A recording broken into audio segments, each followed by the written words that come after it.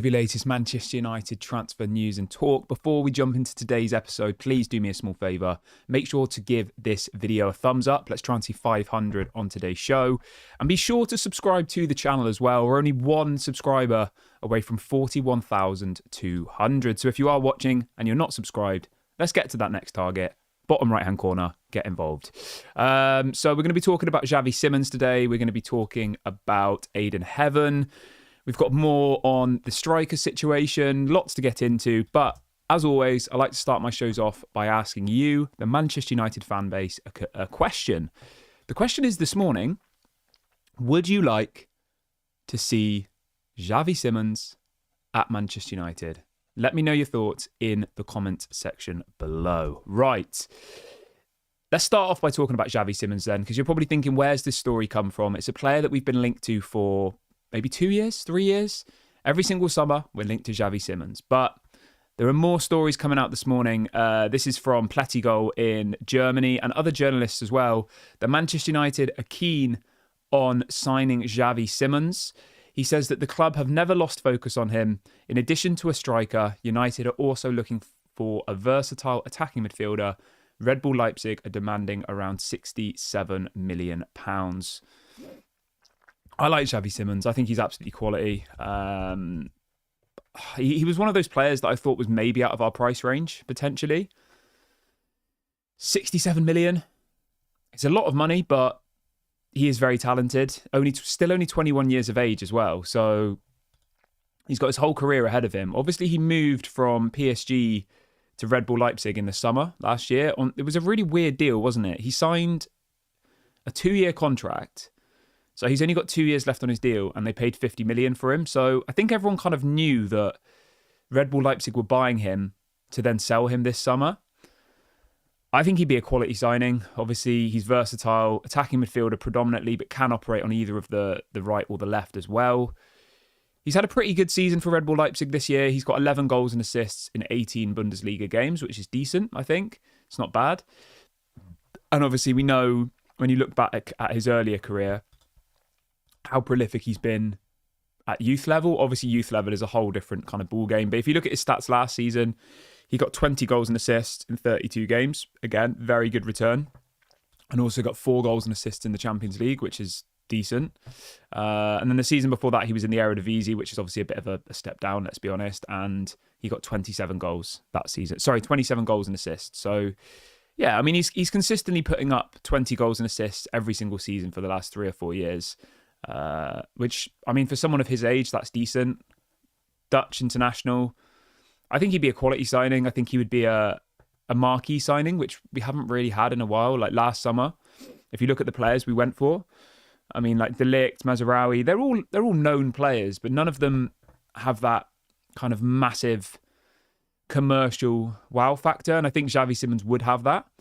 Does that mean we should sign him just for that reason? Obviously not. But for me, we are literally crying out for specialist central attacking midfielders to play in those central attacking midfield roles. And when you think that this summer, we're going to see Jadon Sancho go, Marcus Rashford go, Antony go, Garnacho could potentially leave. There's talk of Mainu potentially leaving. Like, people are like, oh, we're not going to have the money. This story must be fake. But when you actually think about it and break it all down, right? Rashford will get, I think, 40 million for. That's what the option to buy is. He's back in the England squad. Man United won't accept less than 30, 40 million, I don't think, for Rashford. So you've got 30, 40 million there. 25 million for Sancho. I think you probably would get maybe 30 for Antony. Maybe 10 for Casemiro. Like, you could see where the money's coming from. And I think we do need like a world-class... Would we say Xavi Simons is world-class yet? Maybe that's a stretch of the imagination. That's a good question. Is Xavi Simons world-class? Really good question. Let's do a little poll and see what people are feeling like this morning. So,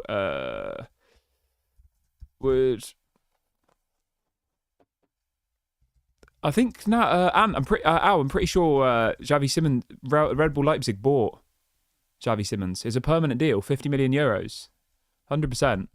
Should United buy Xavi Simons? Obviously, If you're watching it on the repeat, you can let me know your thoughts on him in the comment section, because obviously you can't get involved in the live poll because you're not watching it live. But if you are watching it live, there is a poll up for you there to get involved with. Harry says Xavi Simons would be a good player, but how much do you think he would cost? So Florian Plettenberg is saying that he would be £67 million, which is, let's have a look at that in euros. I mean, it's a lot of money. It's nearly 80 million euros. It's a lot of money. Red Bull Leipzig signed him last summer for 50 million euros on a 2-year contract, obviously knowing that they were going to then try and resell him for a profit. So, yeah, 80 million euros. That fee could potentially come down, though. You know, that's the asking price. That doesn't mean that United will pay it. Although he probably is worth somewhere around that kind of figure, isn't he, realistically? I mean, you look on Transfer Market, which is usually very accurate. Transfer Market values him at 80 million euros. So, yeah, I can see why they're asking for that type of money, because it probably is about what his value is. When you look at his age, you look at his output over the last 2 or 3 years, you look at the potential he has, the longevity he has. You know, he's still got, I don't know, 10 to 15 years at the top level left at the age of 21. Obviously, if he gets a horrible injury, that might change. But, you know, in a perfect world, he's probably got another 10, 15 years of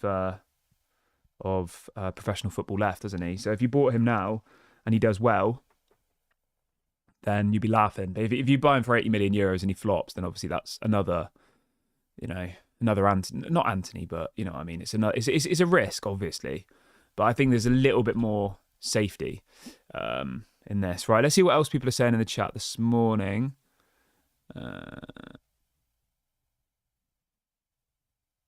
Ronnie says he joined Leipzig at the end of January, leaving PSG. He left before and then they brought him back. Yeah, it has been a weird situation with him and PSG, going backwards and forwards. But he is now definitely owned by Red Bull Leipzig. They signed him for 50 million euros, and now they're effectively trying to flip him and make a quick bit of money, which is mad, isn't it? To sign someone for 50 million euros on a 2-year contract, like, that doesn't happen, ever. So, yeah. Somebody says, if we're selling Garnacho, Simons makes sense. We have Bruno, Ahmad, Garnacho, Xerxes, Mainu, who can all play as the number 10. Wouldn't a defensive playmaker make more sense? The thing is, right, all the players you've just listed, out of all those players you've just mentioned, only one of them is a number 10. That's the problem that we have. We have lots of attacking players, but none of them really actually suit the current system. In relation to the attacking areas, I think the rest of the team's fine. Obviously, we need to improve it, but I mean, we have players that suit the positions. Whereas if you think Garnacho is a winger and he's having to play a little bit more infield, Bruno, I think, will probably be Ahmad will probably end up being the right wing back, I reckon. Xerxes, yeah, he can play as a number 10. Fair enough. Mainu, I'm not sure. I think he's a little bit better deeper. But the point that you've kind of answered the question here, that we don't have any specialist central attacking midfielders. The only one is Bruno, and he's playing a lot deeper at the moment. So say you bring in a central defensive midfielder, right, in the summer, who would partner Manuel Ugarte. You would then put Bruno further up the pitch, but I still then think we need another central attacking midfielder. Obviously, you've got Mason Mount, but can we rely on him? Not really. And all the people you've kind of mentioned, I don't think any of them really suit that position that well. But at the end of the day, it's all just speculation at the moment. We'll see what happens. Michael says, I think the players we've brought from Germany so far haven't been that great. When you look at Sancho, Bastian, Kagawa, and the list goes on. Yeah, I know what you mean. I guess you're implying that the jump from the from the Bundesliga to the Premier League is a big jump, and these players haven't really hit the ground running, I guess. Is that what you're kind of implying? Which I would agree with. You know, Sancho's come to the Premier League, whether it's for Man United or Chelsea, he's not been very good. I thought Bastian Schweinsteiger was okay, like, when he came to United. He was at the end of his career, you've got to remember. But yeah, I hear what you're saying. I understand what you're saying, you know. All right, let's see what else we have got in the chat today. Al says, what about Florian Wirtz? Do you not think he would be a good option, or is he out of budget? Florian Wirtz would be an amazing option. I reckon he's going to Man City. I've heard rumours that he's going to Man City. And yeah, if I was someone who gambled, I would put money on Florian Wirtz going to Man City. De Bruyne's obviously going to leave. He's on about $500,000 a week, I think, De Bruyne. So a massive hole in their squad's going to be taken out. De Bruyne's contract's up in June 2025. So they're going to need to bring in like a big marquee signing, aren't they? And if you have a look at De Bruyne, he's on £21 million a year, which is about 400 grand a week. So, Man City will look at it like this and they'll say, well, De Bruyne's probably going to want another 3-year contract, right? Which would be 60 million in wages, maybe a bit more, 65 million in wages over 3 years. And they'll think, well, we could either invest that 65 million in De Bruyne, who's 33, will be 34 by the time his contract expires, and would still be on 400 grand a week at the age of 37. Or we could use that 65 million towards buying Florian Wirtz, who will be our central attacking midfielder for the next decade. So I reckon he'll end up at City. That's my opinion. Obviously, his wages would be considerably less than De Bruyne as well. He's on. Let's have a little look. Yeah, I mean, Florian Wirtz is only on about 80,000 a week. De Bruyne's on 400,000 a week. So when you look at it like that, you can see how they would justify doing that deal. But I would be absolutely stunned if Man United could go for Florian Wirtz. Not going to happen. Somebody says the plant looks like it got some water, mate. The plant is bounced back. It's happy. I've moved most of the plants out of my little room because I just ended up killing them. So I've put them all in the bathroom where it's a bit more moist and they seem happier. But this plant is stuck with me, unfortunately. Everyone who's just joined the video, make sure you drop a like if you haven't already. It really, really helps to bring more people into the show. So make sure you do that. And make sure you subscribe as well. We're literally one away from 41,200. So please go and do that if you haven't already. That'd be very much appreciated. Right, let's move on to Ayden Heaven then, shall we? So there is some positive news this morning about Ayden Heaven. Laurie Whitwell from The Athletic is reporting that Ayden Heaven has been at Carrington without a protective boot, which is absolutely amazing to hear. And Ayden Heaven has come out himself and said that, that he'll be back soon. Obviously, we don't play a game of football, I think it's about 2 weeks now. It is the international breaks kind of come at the perfect time for us, really, because we have got a lot of injuries. But there is a really interesting article this morning that's kind of given like a full breakdown of when players are expected to be back from injury. So I want to go through that really quickly because I think that's quite an interesting thing to discuss. So where is that? Let me just get it up. The Ayden Heaven one is this. Ayden Heaven has been at Carrington without a protective boot. From that, you have to summarise, it's not going to be a long-term injury and he should be back after the international break. That was from Laurie Whitwell from The Athletic. In relation to other injured players, this has come out via the Manchester Evening News, all right? So Harry Maguire is expected to be back in time for Nottingham Forest, which is our next game. Lisandro Martinez is expected to be back in August. Lenny Yoro expected to be back for the Nottingham Forest game, and Kobbie Mainoo also expected to be back for the Nottingham Forest game. So for this game that we've got it's on the 1st of April, so we are, what day of the week's it on? 1st of April. Let's have a look. Yeah, it's like almost 2 weeks away. Not next week, the week after. So on April Fool's Day, the 1st of April. We'll have Mainoo back, Lenny Yoro back, Harry Maguire back, and probably Ayden Heaven back. And also he said that apparently Amad Diallo will be back in time for May. So he should be back in time for the kind of later rounds of the Europa, if we get there, which is obviously the goal at the moment. So that's a little bit of positivity. And I think obviously, as I said, this international break falling when it has really helped us because we were looking a little bit stripped back. Somebody says, where's Shaw? Luke Shaw's just says unknown. Nobody knows about Luke Shaw. The same with Tom Heaton, the same with Johnny Evans, same with Altay Bayindir. I mean, I don't think we'll see Johnny Evans in a Man United shirt again. Same with Tom Heaton, same with Altay Bayindir, to be honest. I think they'll probably all leave. Well, we know that Johnny Evans and Tom Heaton are leaving in the summer because their contracts are up. But I imagine that, I can't see Altay Bayindir playing for United again, really. We've probably only got, 9 games left in the Premier League? And even if we go all the way to the final of the Europa, we've only got 5 games left in that competition. So, I think those players that I've just mentioned, Bayindir, Johnny Evans, Tom Heaton, we won't see them again, I don't think. maybe on the bench, but yeah. And Luke Shaw, I don't know. He was back on the grass a couple of weeks ago, and then he had a setback, and now he's back on the grass, and he's had a setback. I mean, it's just never ending with Luke Shaw. It's impossible to keep up with it. So I don't know. I would just presume that he's not coming back.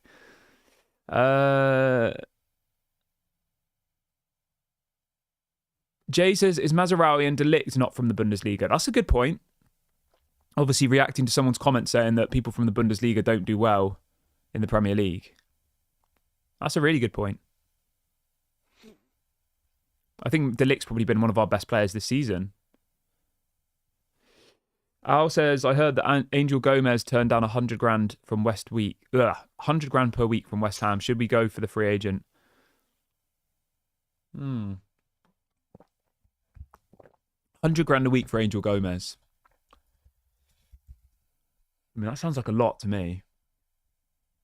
Oh yeah, I can see here on The Guardian, West Ham rejected by Angel Gomes after offering 100 grand a week contract. I don't know if he's worth 100 grand a week. I guess he's a free agent, isn't he?